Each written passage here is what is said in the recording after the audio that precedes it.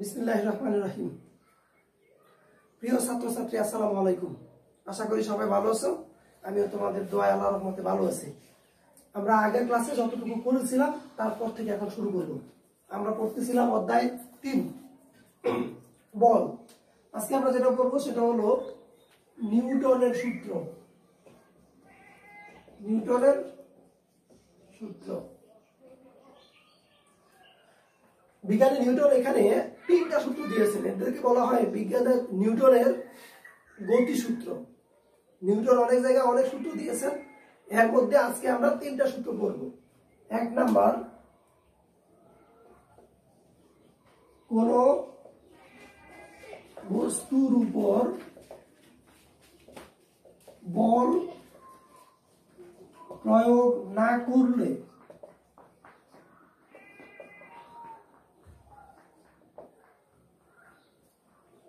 স্থির বস্তু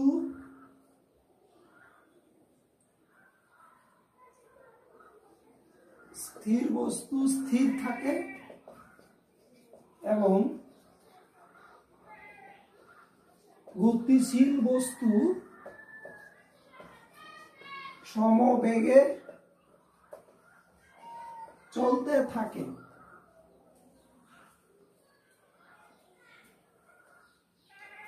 এখানে কি বলা হচ্ছে? 1 নম্বর সূত্রের মধ্যে কোন বস্তুর উপর বল প্রয়োগ না করলে স্থির বস্তু স্থির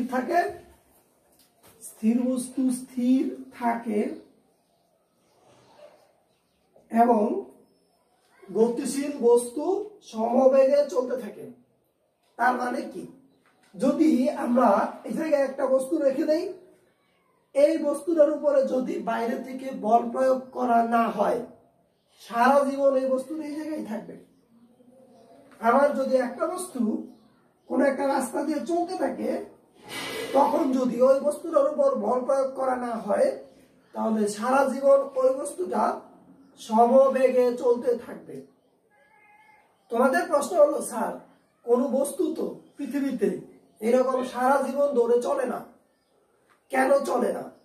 রাস্তা দিয়ে তুমি যদি একটা বস্তুকে গতিশীল করো, তখন ওই বস্তুটা রাস্তার সাথে একটা ঘর্ষণের সম্মুখীন হয়, যেটাকে বলা হয় ঘর্ষণ বল। বস্তুটা যে দিকে যায়, ঘর্ষণ বল কাজ করে তার বিপরীত দিকে। এই ঘর্ষণ বলের কারণে বস্তুটা আস্তে আস্তে থেমে যায়। যদি এই ঘর্ষণ বল না থাকতো অথবা বাতাসের বাধা না থাকতো, তাহলে বস্তুটা সারা জীবন ওইভাবেই চলতে থাকতো। যেহেতু বাইরে থেকে বল প্রয়োগ করা হয়, তাই বস্তুটা সারা জীবন ধরে চলে না। বিজ্ঞানী নিউটন এখানে এই কথাটাই বলেছেন। কোন বস্তুর উপর বল প্রয়োগ না করলে, যদি বাইরে থেকে বল প্রয়োগ করা না হয়, তাহলে স্থির বস্তু স্থির থাকে এবং গতিশীল বস্তু সমবেগে চলতে থাকে। এই জায়গায় আরো একটা জিনিস তোমাদের বুঝতে হবে। সমবেগে যদি না বলো, যদি বলো সমদ্রুতিতে বললে উল্লেখ করতে হবে সমদ্রুতিতে সরল রেখা বরাবর চলতে থাকে। কারণ দ্রুতি হলো একটি স্কেলার রাশি আর বেগ হলো ভেক্টর রাশি। যদি বেগ উল্লেখ করো, তাহলে সরল রেখা বরাবর উল্লেখ করার কোনো দরকার নাই। আর যদি দ্রুতি উল্লেখ করো, তাহলে অবশ্যই সরল রেখা উল্লেখ করতে হবে। কেন? সরল রেখা যদি উল্লেখ করা হয়, তাহলে বোঝা যায় বস্তুটা তার দিকের কোনো পরিবর্তন করে না। আর যদি সরল রেখা উল্লেখ করা না হয়, তাহলে যদি তার দিকের পরিবর্তন করে, তাহলে সেই জায়গায় সমবেগ হবে না। তখন সমদ্রুতি হবে ঠিকই, কিন্তু সমবেগ হবে না। সমবেগ উল্লেখ করে দিলে একসাথে দুইটা জিনিসই হয়ে যায়। একটা হলো সরল রেখা আর একটা হলো সমদ্রুতি। দুইটা মিলেই হলো সমবেগ। প্রথম সূত্রের সাথে সম্পর্কিত হলো জড়তা। এই যে স্থির বস্তু স্থির থাকে আর গতিশীল বস্তু সমবেগে চলতে থাকে, এর সাথে সম্পর্কিত হলো জড়তা। তাহলে জড়তা কি সেটা আমাদের একটু জানা দরকার। কোন বস্তু যে অবস্থায় আছে সে অবস্থায়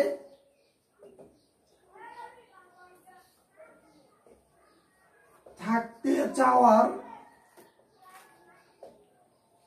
ইচ্ছা বা প্রবণতাকে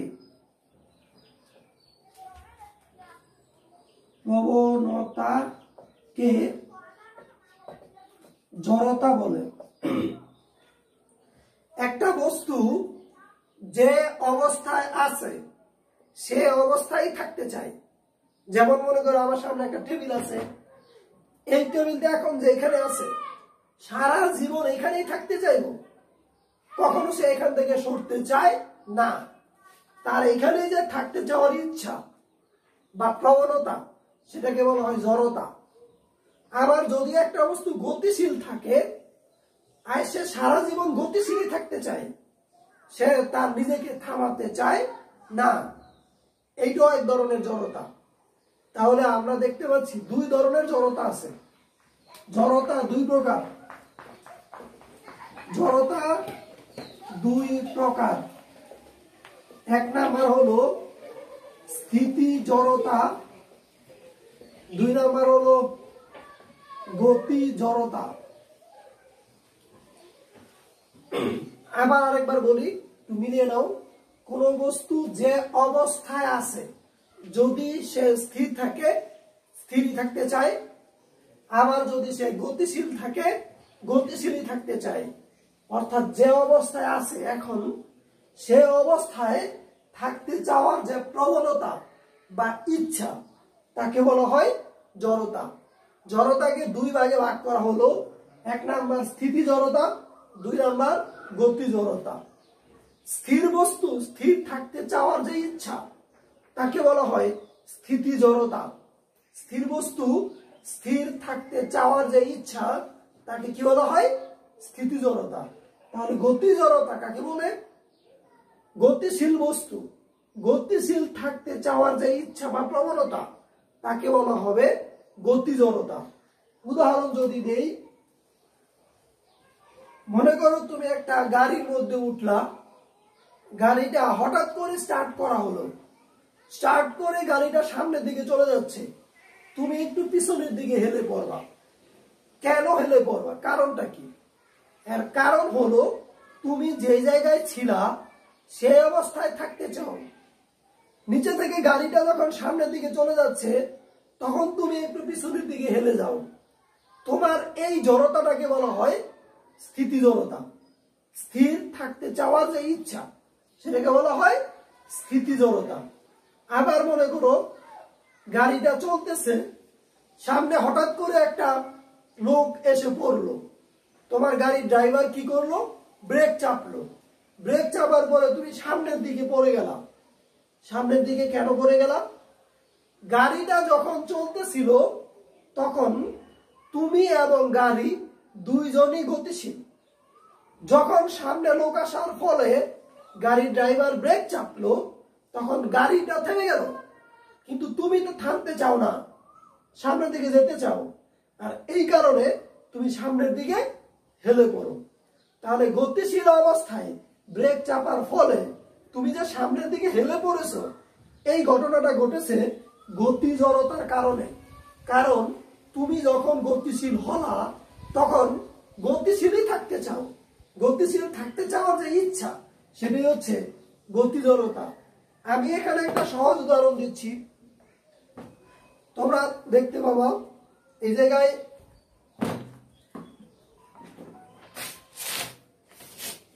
যদি আমি উদাহরণটা এভাবে দেখাই, এখানে দেখো একটা বোতল রাখা আছে, এর নিচে একটা কাগজ রাখা আছে। আমি যদি এই কাগজটাকে হঠাৎ করে টান দেই তাহলে দেখো বোতলটা ওই জায়গায় থেকে যায়। কেন থেকে যায়? কারণ ওই জায়গায় সে থাকতে চায়, যেটা হলো তার জড়তা। এটাকে বলা হয় তার স্থিতি জড়তা। এই স্থিতি জড়তার কারণে সে তার এই অবস্থানে থাকতে চায়।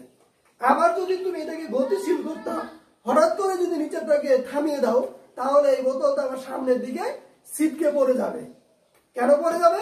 কারণ সে গতিশীল থাকতে চায়। এই ধরনের একটা ম্যাজিক আছে। ম্যাজিকটা হচ্ছে এমন, একটা বোতলের উপর, কাঁচের বোতল, আরেকটা বোতল উল্টা করে রাখবা।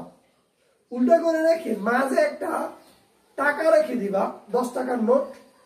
এই 10 টাকার নোটটা তুমি এইখান থেকে একটা বোতলের উপর আরেকটা বোতল এইভাবে উল্টা করে রাখা, এর মধ্যে থেকে তুমি কিভাবে বের করবা?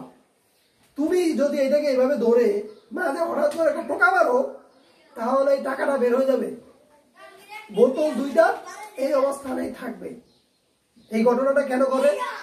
কারণ এইটা এখন স্থিতি জড়তায় আছে, আর এই স্থিতি জড়তার কারণে সে যেই অবস্থায় আছে সেই অবস্থায় থাকতে চায়। আর তখন যদি তুমি হঠাৎ করে টাকাটাকে সরিয়ে নিয়ে আসো, সে তার অবস্থানের পরিবর্তন করতে চায় না। আর এই কারণে এই ঘটনাটা ঘটে। জড়তা আসলে কি প্রকাশ করে? যদি কোনো একটা বস্তুর ভর 10 কেজি হয়, বস্তুর ভর হলো 10 কেজি, এই 10 কেজি ভরের বস্তুর যে জড়তা, এখানে যদি তুমি আরেকটা 100 কেজি ভরের বস্তু নাও, 100 কেজি ভরের বস্তুর জড়তা নিশ্চয়ই কি হবে? বেশি হবে। কিভাবে বুঝবো? তুমি এই মার্কারটাকে খুব সহজেই এক জায়গা থেকে আরেক জায়গায় সরাইতে পারো। তার মানে এই জায়গায় থাকতে চাওয়ার ইচ্ছাটা কম, কারণ মার্কারটার ভর হলো কম। যদি 100 কেজি ভরের একটা পাথর এই জায়গায় থাকে, 100 কেজি ভরের পাথরকে তুমি সহজে সরাইতে পারবা না, কারণ তার ওই জায়গায় থাকতে চাওয়ার ইচ্ছা হলো অনেক বেশি, কারণ তার ভরটা হলো বেশি। এই জায়গা থেকে আমরা যেটা বুঝতে পারি সেটা হলো, কোন বস্তুর ভর যদি বেশি হয় তাহলে তার জড়তাও কি হবে? বেশি হবে। কোন বস্তুর ভর যদি কম হয় তাহলে তার জড়তাটাও কম হবে। তাহলে জড়তা আর ভর দুইটা মূলত একই জিনিস নির্দেশ করে। ভর যত বেশি হবে, জড়তা তত বেশি হবে। আমরা প্রথম সূত্র মোটামুটি আলোচনা করলাম। এবার আমরা যাব হচ্ছে নিউটনের দ্বিতীয় সূত্র।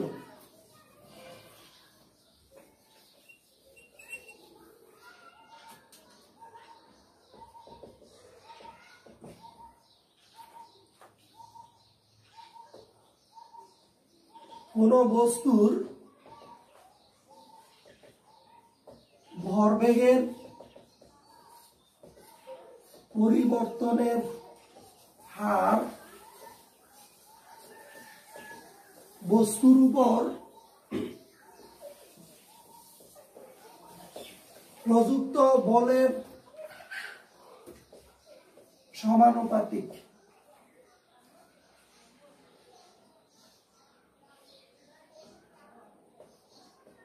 যেদিকে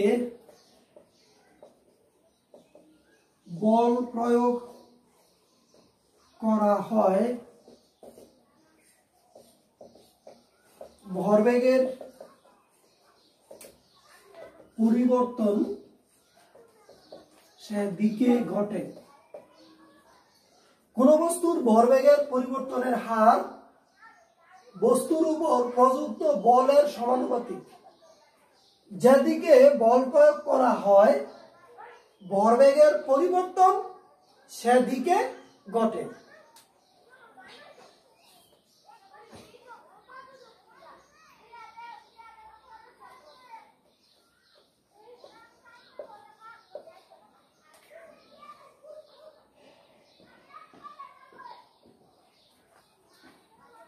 মনে করি এম ভরের একটি বস্তুর উপর এফ বল প্রয়োগ করায়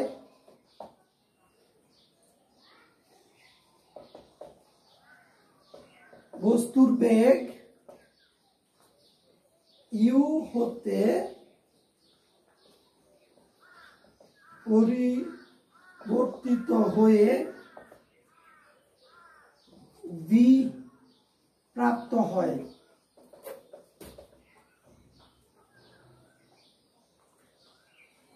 মনে করি এম ভরের একটা বস্তুর উপর এফ বল প্রয়োগ করলাম, করার ফলে বস্তুর আদি বেগ ছিল ইউ আর শেষ বেগ হয়ে গেল ভি। বস্তুর আদি ভরবেগ এমইউ,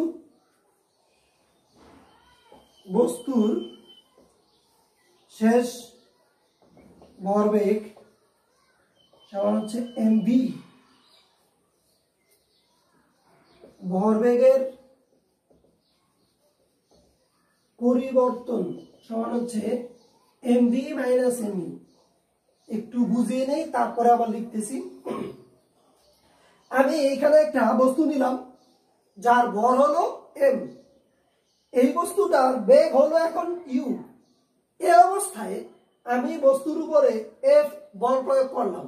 কতটুকু বল প্রয়োগ করলাম? এফ বল প্রয়োগ করার ফলে বস্তুটা টি সময় পর ভি শেষ বেগ প্রাপ্ত হলো। কত সময় পর? টি সময় পর ভি শেষ বেগ প্রাপ্ত হলো। এইবার বল প্রয়োগ করার মুহূর্তে বস্তুর যে ভর সেটা ছিল এম, আর বস্তুর যে বেগ সেটা হলো ইউ। তাহলে বস্তুর আদি ভরবেগ, ভরবেগ আমরা জানি সবাই, গত ক্লাসে আমরা পড়েছিলাম ভরবেগ হলো ভর এবং বেগের গুণফল। তাহলে আদি ভরবেগ হলো এম ইউ, টি সময় পরে বস্তুর বেগ হয়ে গেল ভি। তাহলে বস্তুর শেষ ভরবেগ হলো এম ভি। তাহলে ভরবেগের একটা পরিবর্তন হলো। ভরবেগের পরিবর্তন কতটুকু হলো? M V minus M u. এইবার আমরা লিখব ভরবেগের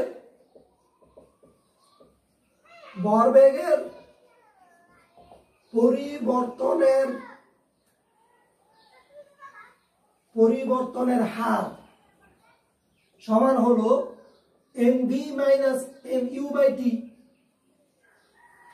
ভরবেগের পরিবর্তনের হার, হার মানে হচ্ছে সময়ের সাপেক্ষে যদি বলে তাহলে সময় দিয়ে ভাগ, মানে হচ্ছে একক সময়ে কি পরিমাণ পরিবর্তন হলো। তোমরা মনে রাখবে আজকের পর থেকে হার মানেই সময় দিয়ে ভাগ করতে হবে। এর মানেটা হচ্ছে যদি টি সময়ে ভরবেগের পরিবর্তন হয় M V minus M U, আমি যদি এখানে এইভাবে লিখি টি সময়ে ভরবেগের পরিবর্তন হয় M V minus M u, তাহলে একক সময়ে ভরবেগের পরিবর্তন হলো m V minus M u by t. এটা হলো ভরবেগের পরিবর্তনের হার, আমরা লিখলাম। কিন্তু সংজ্ঞার মধ্যে কি বলেছে? কোন বস্তুর ভরবেগের পরিবর্তনের হার বস্তুর উপর প্রযুক্ত বলের সমানুপাতিক।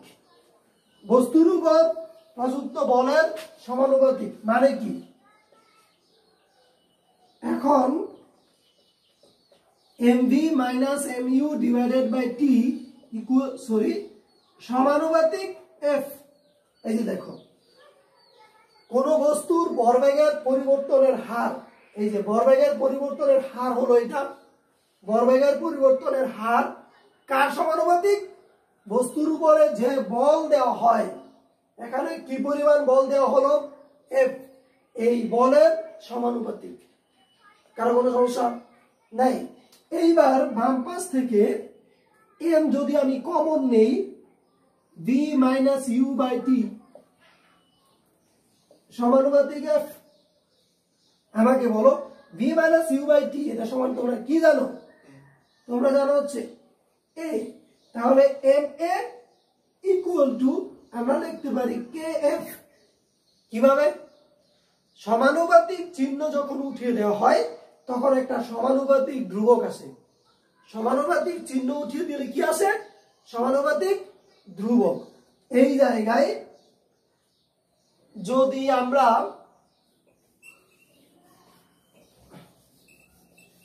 মুছে দেই, আমরা যদি এইভাবে লিখি, এখানে m equal to 1 KG, 1 KG বলের উপর যদি 1 নিউটন বল প্রয়োগ করি, কয় নিউটন বল? 1 নিউটন বল। আর তখন যদি 1 মিটার পার সেকেন্ড স্কয়ার ত্বরণ সৃষ্টি হয়, তখন কি দাঁড়ায়? তখন 1 into 1 equal to k into 1। সুতরাং k ইজ ইকুয়াল টু দাঁড়ায় 1। k এর মান কত দাঁড়ায় 1। k এর মানটা যদি আমরা এই জায়গায় বসিয়ে দেই, এটাকে যদি আমি 1 নং সমীকরণ দেই, 1 নং সমীকরণ হতে পাই f equal to ma। f equal to ma, এটা একটা বিখ্যাত সমীকরণ, খুব ভালোভাবে মনে রাখতে হবে। কারণ হচ্ছে force equal to mass into acceleration, মানে হচ্ছে বল ইকুয়াল টু ভর ইনটু ত্বরণ। এখানে f হলো বল, m হলো ভর, আর a হলো ত্বরণ। এটা দিয়ে আমাদের অনেক অঙ্ক আছে, সেই অঙ্কগুলো আবার আগের অধ্যায়ের সাথে রিলেটেড, অর্থাৎ অধ্যায় 2 এর সাথে রিলেটেড, সেই অঙ্কগুলো আমরা এখন করব। এর আগে তৃতীয় সূত্রটা একটু বলে দেওয়া উচিত। তৃতীয় সূত্রটা পরেই বলবো, আমরা আগে অঙ্ক করে নেই। আমি আশা করি সবাই এটা বুঝতে পেরেছো। সবাই এটা বারবার দেখবা, যদি কোনো জায়গায় বুঝতে না পারো আমাকে জানাবা। তবে এই সূত্রটা আমাদের অবশ্যই ভালো করে মনে রাখতে হবে। বলো, এফটা কি? এফটা হচ্ছে বল।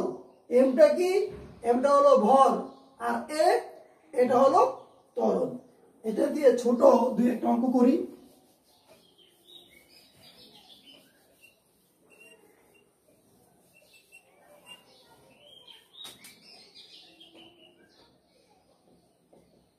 দুই কেজি ভরের একটি বস্তুর উপর 25 নিউটন বল প্রয়োগ করা হলে বস্তুর ত্বরণ কত হবে? নিয়ম অনুসারে আমরা অঙ্ক করব। বলো, এখানে কি দেওয়া আছে? প্রথমে এই বস্তুর ভর দেওয়া আছে, ভর m ইকুয়াল টু 2 কেজি। তারপরে কি দেওয়া আছে? বল F ইকুয়ালস টু 25 নিউটন। আমরা কি বের করব? ত্বরণ। ত্বরণ A ইকুয়াল টু হোয়াট? আমরা জানি F equal to ma, A equal to F by m, 25 divided by 2, 12.5 metre per second square. একেবারে ছোট অঙ্ক। এই অঙ্ক তোমাদের করতে বেশি ভালো লাগার কথা না, কারণ এত সহজ অঙ্ক তো তোমরা করো না। আমি জাস্ট একটা অঙ্ক দেখাইলাম, এইবার আমরা আসল অঙ্কটা করব।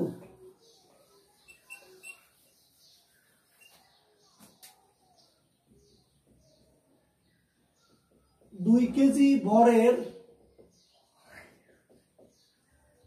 একটি বস্তুর উপর 10 নিউটন বল 5 সেকেন্ড যাবত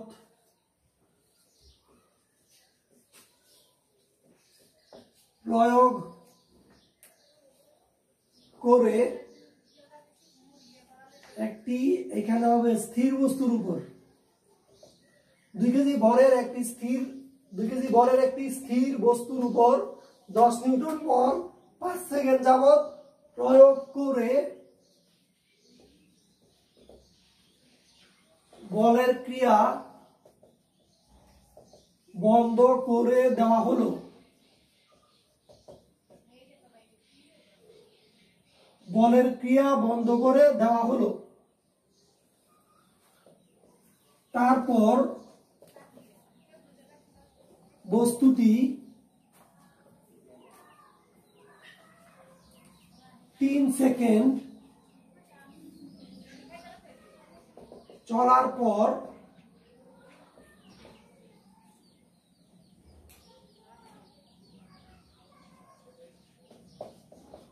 বস্তুটিকে 6 সেকেন্ড সময়ে থামিয়ে দেওয়া হলো। 6 সেকেন্ড সময়ে থামিয়ে দেওয়া হলো। শুরু হতে শেষ পর্যন্ত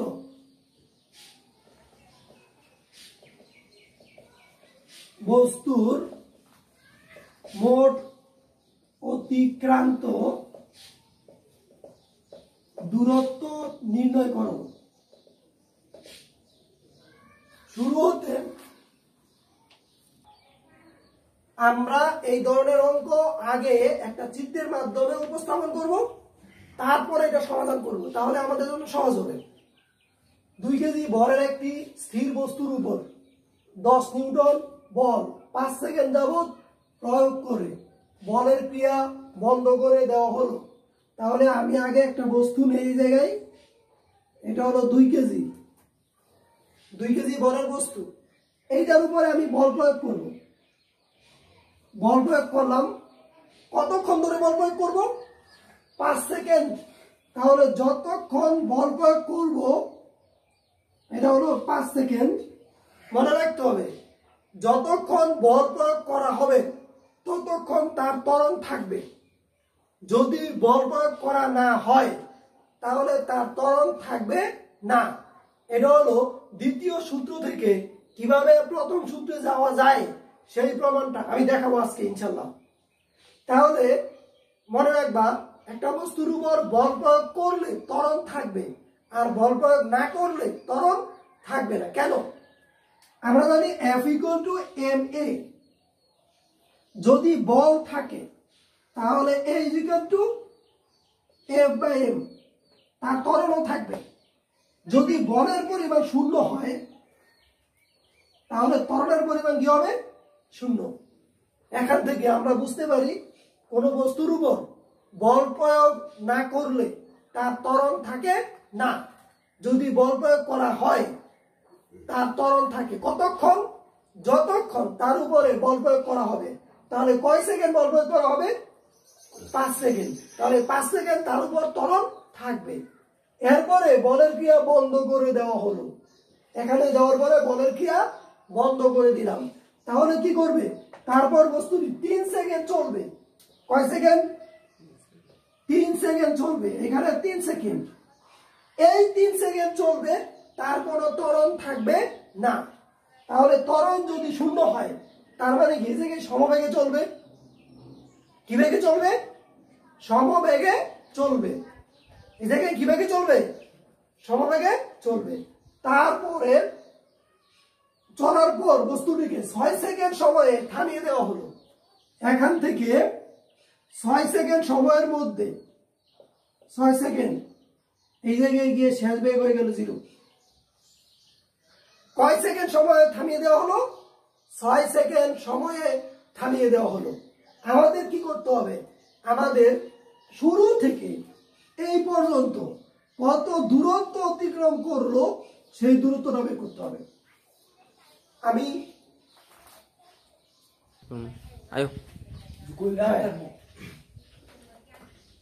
তাহলে আমরা এই মানে চিত্রটা আরেকবার দেখি।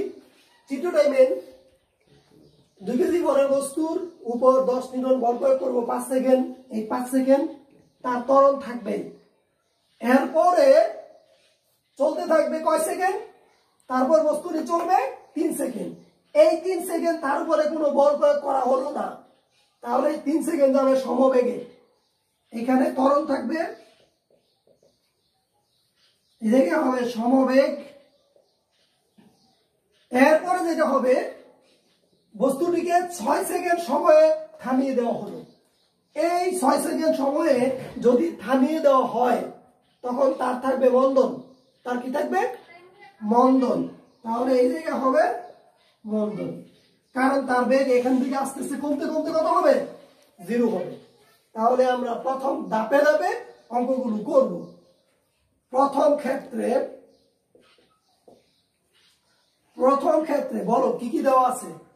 এম এর মান দেওয়া আছে 2 কেজি। এখানে m = 2 কেজি। বলের মান দেওয়া আছে F = 10 নিউটন। সময় দেওয়া আছে 5 second. T1 = 5 second. T1 = 5 second. তাহলে আমাদের টার্গেট হলো প্রথম ধাপে কতটুকু দূরত্ব গেল, দ্বিতীয় ধাপে কতটুকু দূরত্ব গেল এবং তৃতীয় ধাপে কতটুকু দূরত্ব গেল, টোটাল দূরত্বটা বের করা। তাহলে আমরা প্রথমে লিখব, আমরা জানি F equal to ma বা a equal to F by m। F এর মান হচ্ছে 10, a এর মান হচ্ছে 2, সুতরাং a is equal to 5 metre per second square. আমাদের কিন্তু এখনো দূরত্ব বের হয়নি। এবার লিখব আবার S1 is equal to u t1 plus half a t1 square. দূরত্ব 5 সেকেন্ড সময়ে। বলো আদিবেগ কত ছিল? যেহেতু স্থির বস্তু তাই আদিবেগ হবে 0। আদিবেগ কত হবে? 0। তাহলে এই জায়গায় 0 প্লাস হাফ ইনটু এর মান হচ্ছে 5 ইনটু কয় second? 5 second, 5 square equal to 62.5 metre. তাহলে প্রথম ক্ষেত্রে কতটুকু দূরত্ব গেল সেটা আমরা পেয়ে গেলাম। এইবার আমরা বের করব দ্বিতীয় ক্ষেত্রে। এখানে লিখি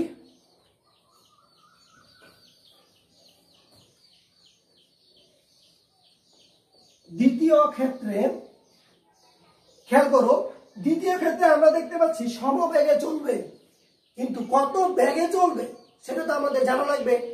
এইবার 5 সেকেন্ড অতিক্রম করার পর বস্তুটা যে বেগ লাভ করবে সেই বেগে চলবে।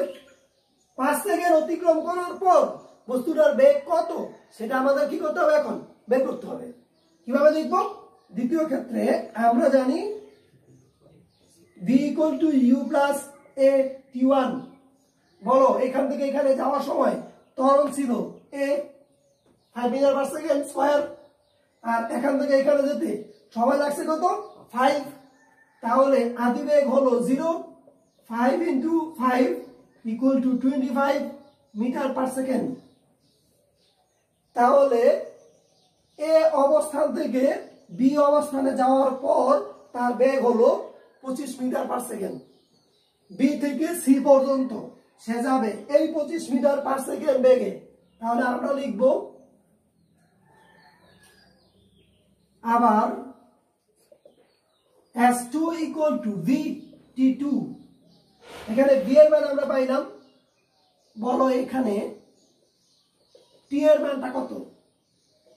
এখানে t2 এর মান হলো কয় সেকেন্ড?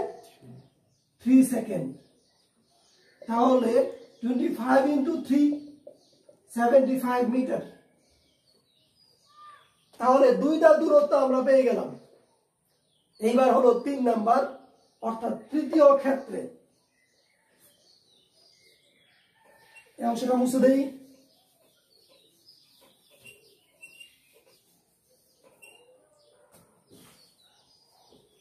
তৃতীয় ক্ষেত্রে বলো এই জায়গায় আদিবেগের মান কত? বি বিন্দুতে আদিবেগের মান u equal to 25 metre per second, আর ডি বিন্দুতে শেষ বেগের মান v equal to 0, সময় t3 equal to 6 second. t3 equal to 6 second. এই জায়গায় আমরা জানি s equal u plus v divided by 2 into t। এখানে যেহেতু t3 তাই t3 লিখব, আর এখানে দূরত্ব হবে s3। আমরা লিখব 25 plus 0 divided by 2 into 6। কত হয়? 75 মিটার। 75 মিটার। এইবার 3 ধাপে আমরা অঙ্ক শেষ করলাম, প্রথম, দ্বিতীয়, তৃতীয়। আমাদের কাজ হলো সম্পূর্ণটা যোগ করে দেওয়া। মোট দূরত্ব s equal to s1 plus s2 plus s3, 62.5 plus 75 plus 75 কত হয়? 212.5 212.5 মিটার। অঙ্কটা কমপ্লিট। আমি আবারও বলি, তোমাদের এই ধরনের অঙ্কের মধ্যে চিত্রের মাধ্যমে আগে নিজে বোঝার চেষ্টা করবা, যদি চিত্রের মাধ্যমে বুঝতে পারো অঙ্কটা অটোমেটিক হয়ে যাবে। ধাপে ধাপে চিন্তা করবা, একসাথে চিন্তা করলে এই অঙ্কগুলো হবে না। আমি একটা অঙ্ক হিসাবে দিচ্ছি তোমাদের।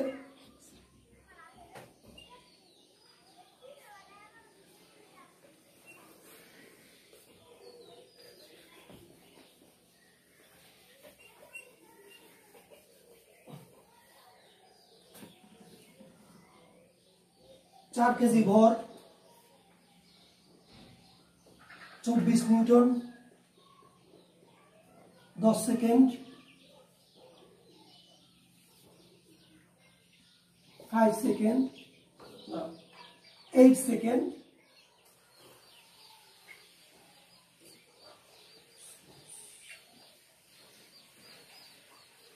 12 সেকেন্ড। শুরু হতে শেষ পর্যন্ত বস্তুর মোট অতিক্রান্ত দূরত্ব নির্ণয় করবা। একই অঙ্ক, জাস্ট ডিজিট গুলো চেঞ্জ করে দিয়েছি। এইবার আর একটা অঙ্ক করবো আমরা, যেটার মধ্যে ঘর্ষণ বল থাকবে। কি বল থাকবে? ঘর্ষণ বল।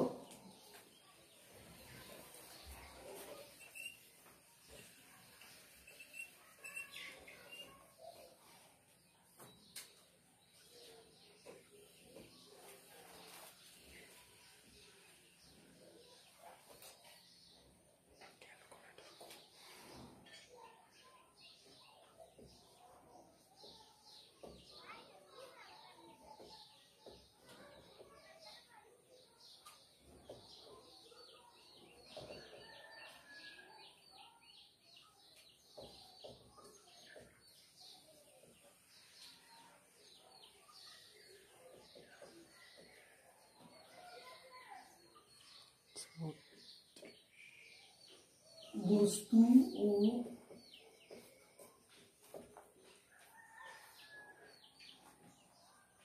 ঘর্ষণ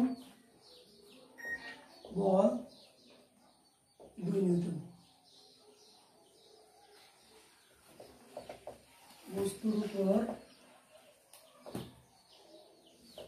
50 নিউটন বল 6 সেকেন্ড যাবত প্রয়োগ করে বলের ক্রিয়া করে দেওয়া হলো।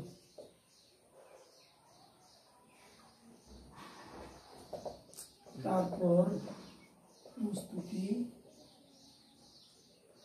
10 সেকেন্ড সমবেগে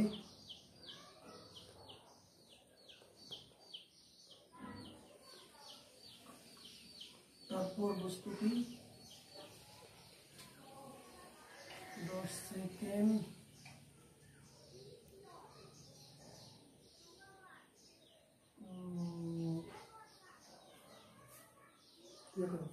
ভরের বস্তু ও মেজের ঘর্ষণ বল 2 নিউটন। বস্তুর উপর 50 নিউটন বল 6 সেকেন্ড যাবত প্রয়োগ করে বলের ক্রিয়া বন্ধ করে দেওয়া হলো। শুরু হতে শেষ পর্যন্ত বস্তুর মোট অতিক্রান্ত দূরত্ব নির্ণয় করো। এখানে অঙ্কটার মধ্যে দেখো বস্তু আর ঘরের মেঝে এক দুইটার মধ্যে একটা ঘর্ষণ বল কার্যকর। আগের অঙ্কটার মধ্যে আমাদের কোনো ঘর্ষণ বল ছিল না, এই অঙ্কটার মধ্যে আমাদের ঘর্ষণ বল থাকবে। চিত্রের মধ্যে কিভাবে উপস্থাপন করব দেখো, এখানে এম্বরের বস্তু আছে, বস্তুর উপরে আমি বল প্রয়োগ করব এফ, তারপরে বস্তুটা চলতে থাকবে সমত্বরণে, এ ত্বরণে চলবে। এই জায়গায় যাওয়ার পরে বলের ক্রিয়া বন্ধ করে দিব। আমরা যেটা জানি বলের ক্রিয়া বন্ধ করে দিলে বস্তুটা সমবেগে চলতে থাকার কথা, কিন্তু এই জায়গায় সমবেগে চলবে না। কেন চলবে না? কারণ যখন তুমি বলের ক্রিয়া বন্ধ করে দিবা তখন এই বস্তুটার উপর মেজের একটা ঘর্ষণ বল কার্যকর। যেই দিকে বস্তুটা যাচ্ছিল ঘর্ষণ বল তার বিপরীত দিকে কাজ করবে। তারপরে একটা পর্যায়ে গিয়ে বস্তুটার বেগ হয়ে যাবে 0। বস্তুটার বেগ কি হয়ে যাবে 0। এই জায়গায় কিন্তু সমবেগে চলার সুযোগটা নাই বাইরে থেকে বল প্রয়োগ না করলে। যদি বাইরে থেকে ঘর্ষণ বলের সমান বল প্রয়োগ করা হয় তাহলে বস্তুটা সমবেগে চলবে। যাই হোক, এখানে ধাপ হবে 2টা। কয়টা ধাপ? 2টা। এটা হলো সমত্বরণ আর এটা হবে সমবন্ধন। একটা হবে সমত্বরণ আর একটা হবে সমবন্ধন। কারণ কি, এই জায়গায় বল প্রয়োগ করব, বল প্রয়োগ করার পরে ছেড়ে দিব, ছেড়ে দেওয়ার পরে সেটা ঘর্ষণ বলের কারণে ধীরে ধীরে থেমে যাবে। তাহলে 2 ধাপে অঙ্কটা হবে। আমরা দেখব প্রথম ক্ষেত্রে, বলো এখানে কি কি দেওয়া আছে। এখানে বস্তুর ভর দেওয়া আছে 5 কেজি, 5 কেজি। ঘর্ষণ বল দেওয়া আছে 2 নিউটন, আর আমরা বল প্রয়োগ করেছি কয় নিউটন? 50 নিউটন। তাহলে এই জায়গায় কার্যকর বল যেটা হবে, কার্যকর বল হবে 50 বিয়োগ 2 সমান 48 নিউটন। কার্যকর বল কত হবে? 48 নিউটন। কারণ কি, এই দিকে আমি দিব 50 নিউটন, কিন্তু ঘর্ষণ বলটা কাজ করবে কোন দিকে? 2 নিউটন কাজ করবে আমার প্রযুক্ত বলের বিপরীত দিকে। এজন্য আমি যে বলটা প্রয়োগ করেছিলাম তার থেকে 2 নিউটন কমে যাবে। কয় নিউটন কমে যাবে? 2 নিউটন কমে যাবে। এইবার আমাদের যেটা বের করতে হবে,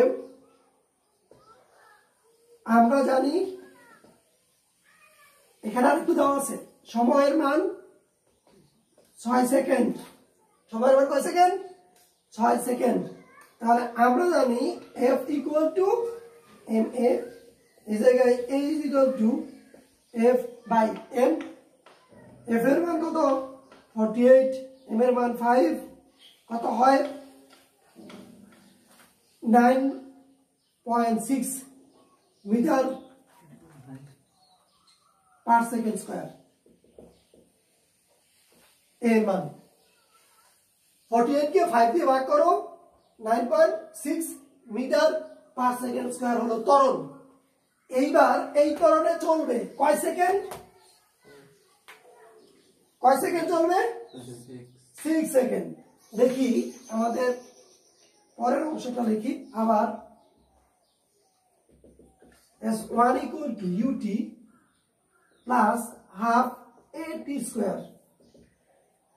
কোন মেজের উপর অবস্থিত 5 কেজি ভরের বস্তু, মেজের উপর অবস্থিত 5 কেজি ভরের বস্তু, তার মানে কি বস্তুটা স্থির ছিল, আর স্থির অবস্থায় তার ঘর্ষণ বল ছিল 2 নিউটন।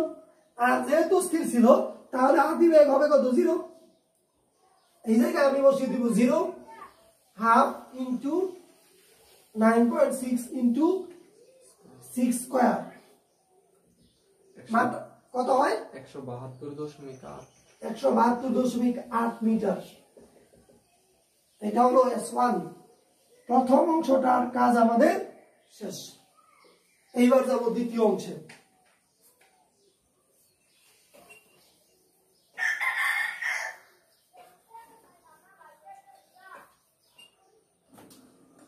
দ্বিতীয়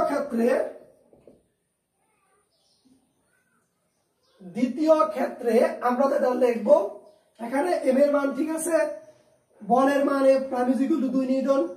কারণ এখানে বাইরে থেকে আমরা কোনো বল দিচ্ছি না, বিপরীত দিক থেকে একটা বল দিবে যেটা হলো ঘর্ষণ বল। এটা কি বল? ঘর্ষণ বল। তাহলে এই জায়গায় আমরা লিখবো, আমরা জানি F prime is equal to m a prime. তাহলে a prime equal to a prime by m 2 divided by 5 equal to 0.4 metre per second square. a প্রাইমের মান। এবার আমাদের জানা লাগবে এই জায়গায় গিয়ে বেগের মানটা কত ছিল। এখান থেকে এই জায়গায় গিয়ে বেগের মানটা কত ছিল সেটা আমাদের জানা লাগবে। আবার b equal to u plus at, 0 plus এখান থেকে এখানে গেছে যে ত্বরণে সেটা কত ছিল? 9.6। আর এখান থেকে এখানে যেতে সময় লাগছে 6 সেকেন্ড। সময় কত হয়? 57.6। 57.6 মিটার পার সেকেন্ড। আবার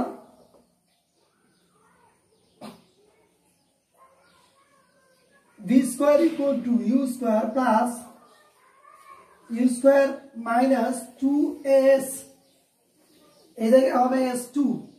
কেন হবে?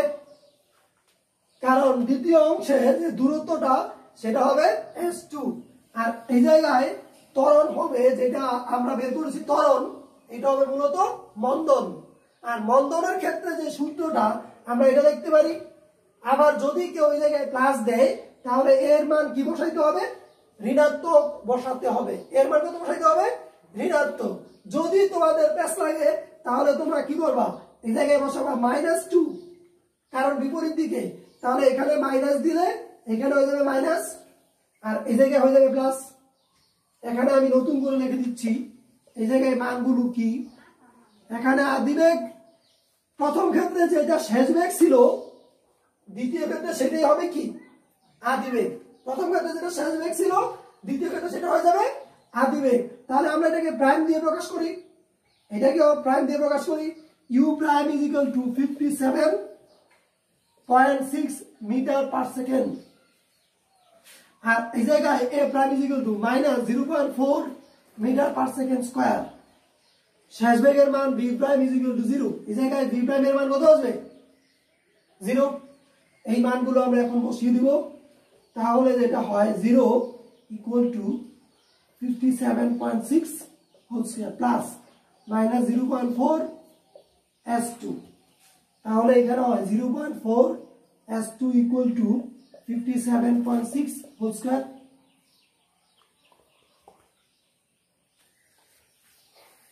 তাহলে এই জায়গায় আমরা মাইনাসটাকে যদি এটার সাথে গুণ করে দেই তাহলে হয়ে যাবে মাইনাস, এই মাইনাসটাকে বাম পাশে নিয়ে হয়ে যাবে প্লাস। এই জায়গায় স্কয়ার করে দাও, স্কয়ার করলে যে মান আসবে তাকে 0.4 দিয়ে ভাগ করো, 8294.4 মিটার। এটা হলো দ্বিতীয় ক্ষেত্রে।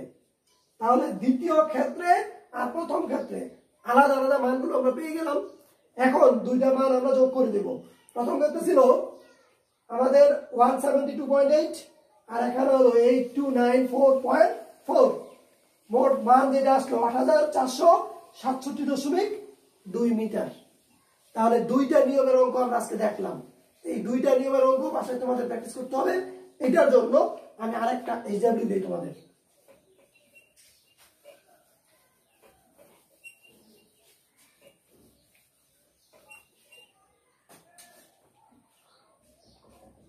এইচডব্লিউ কোন মেজের উপর অবস্থিত 5 কেজি, এর জায়গায় দিলাম 3 কেজি। ঘর্ষণ বল 2 নিউটন, এর জায়গায় দিলাম 4 নিউটন। এই জায়গায় দিলাম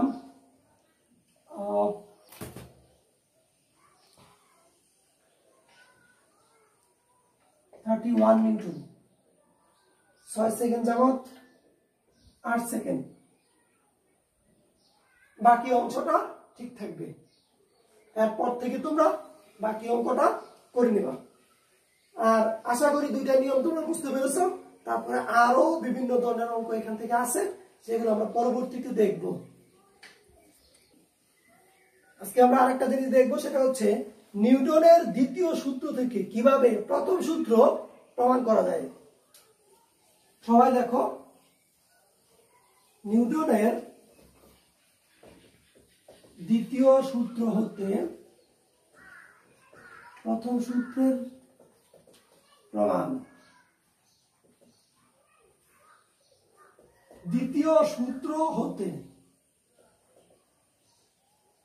আমরা জানি F ইকুয়াল টু ma, জানি সবাই। নিউটনের দ্বিতীয় সূত্র থেকে আমরা এটা সবাই জানি। এই জায়গায় প্রথম সূত্রানুসারে F ইকুয়াল টু 0। কেন? প্রথম সূত্রের মধ্যে বলা হচ্ছিল বাহ্যিক বল প্রয়োগ না করলে, যদি বাহ্যিক বল প্রয়োগ না করি তাহলে F এর মান কত হবে? 0। যদি হয় তাহলে আমরা লিখতে পারি M A is equal to 0। এই জায়গায় এম এর মান লেখা যায় V minus U by T. তোমরা সবাই জানো এই জায়গা থেকে লেখা যায় V minus U by T equal to 0। M যদি 0 নিচে নিয়ে যাই তাহলে হয়ে যাবে 0।